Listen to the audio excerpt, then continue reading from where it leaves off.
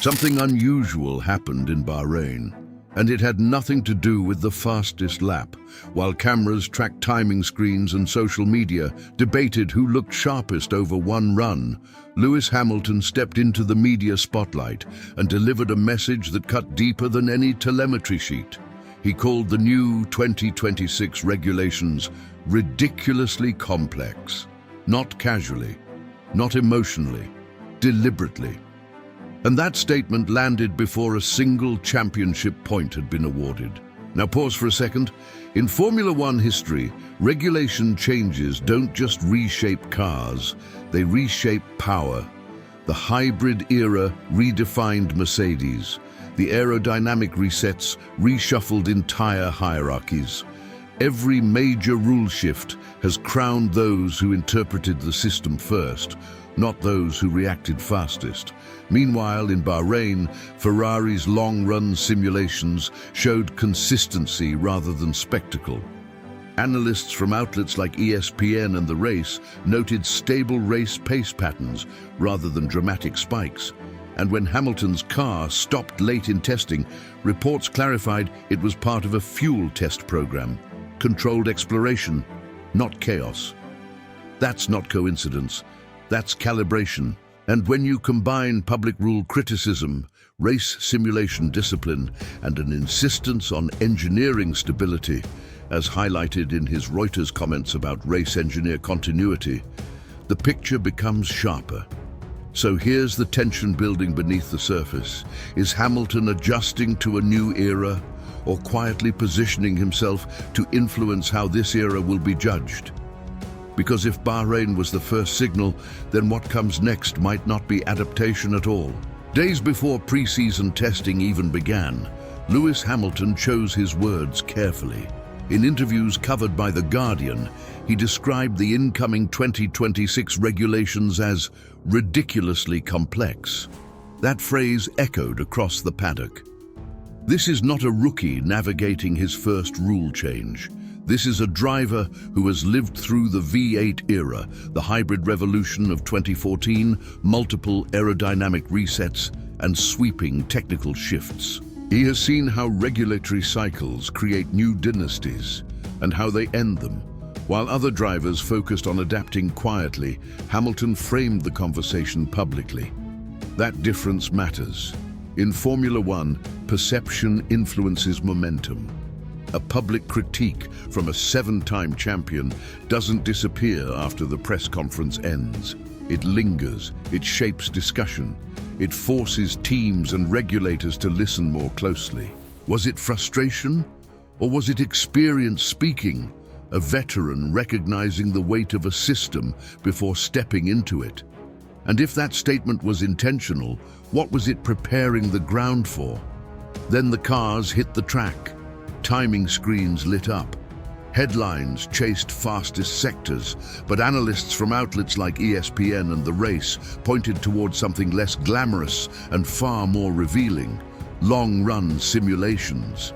Ferrari and Mercedes repeatedly showed controlled, sustained pace over extended stints. Not fireworks, not one-lap theater, rhythm. In a brand new regulatory era, consistency often reveals more than peak speed. Stability suggests understanding. And when Hamilton's Ferrari stopped late in testing, early speculation quickly gave way to clarification from Brazilian media that the halt was linked to fuel testing, part of pushing operational limits rather than exposing a reliability crisis. That context is critical. Testing boundaries is not panic, it is preparation. Across the sessions, what stood out wasn't spectacle, it was composure. Hamilton's runs were measured, controlled, focused on how the car behaved over distance. Because championships are rarely decided in a single lap, they are built over patterns that repeat under pressure. So if Bahrain showed rhythm instead of chaos, what does that say about what Ferrari and Hamilton are truly building beneath the surface? Then came another signal, quieter, but perhaps the most telling. Reuters reported Hamilton warning that further race engineer changes would be detrimental. That word matters. It signals priority. This isn't about chasing marginal gains. It's about preserving alignment. Formula One dominance has always depended on cohesion, driver feedback, engineering trust, strategic continuity. When those elements synchronize, performance compounds. When they fracture, even the fastest car can stumble.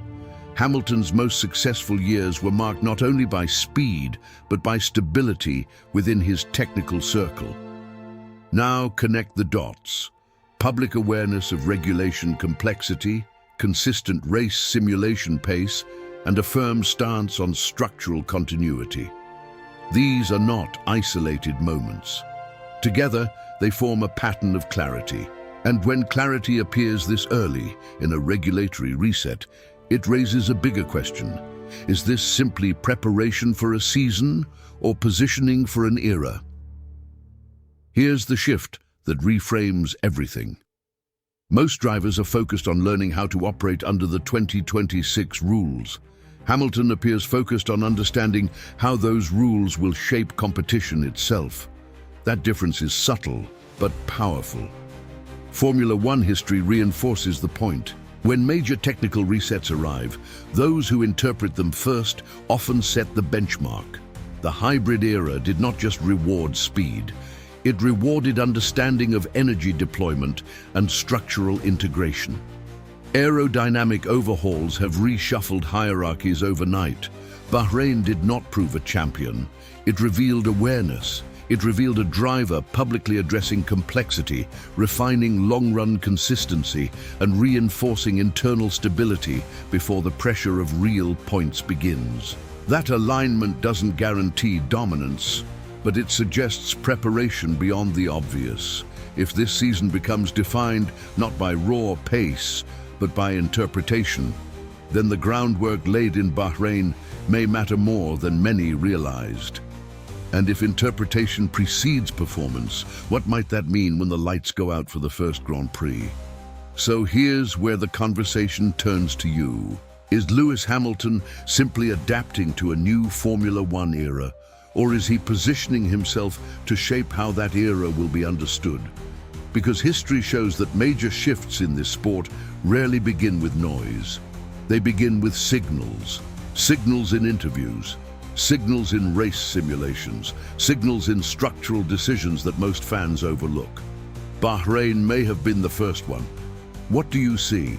Adaptation or influence?